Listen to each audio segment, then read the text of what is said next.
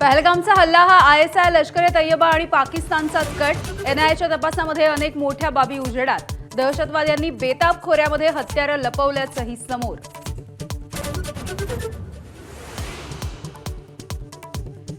अटारी वाघा सीमा बंद। भारत आणि पाकिस्तानमधील अनेक कुटुंबांना मायदेशी परतण्यामध्ये अडचण। अनेकांच्या डोळ्यात अश्रू।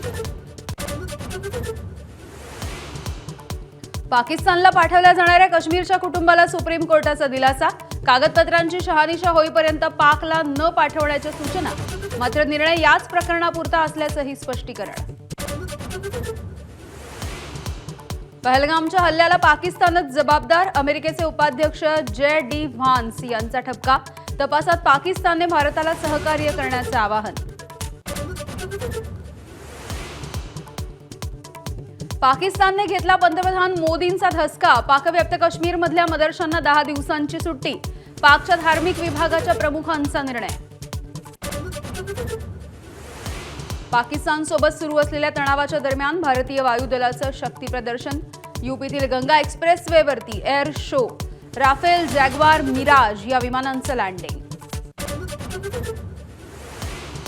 भारतात पाकिस्तानी क्रिकेटरचे Instagram account ban. Babar Azam, Mohammad Rizwan यांच्यासह शाहीन आफ्रिदी, मोहम्मद आमिरचं अकाउंट भारतामध्ये बंद।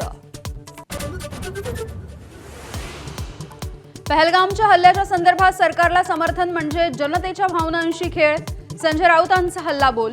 मुंबईतील वेव्स कार्यक्रम आणि बिहार प्रचारामधील मोदींच्या उपस्थितीवरती बोट ठेवलं।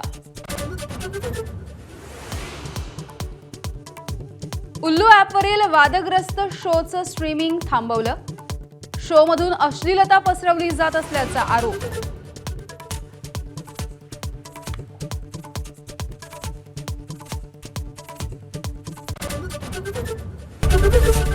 एबीपी माझा, उघडा डोळे बघा नीट।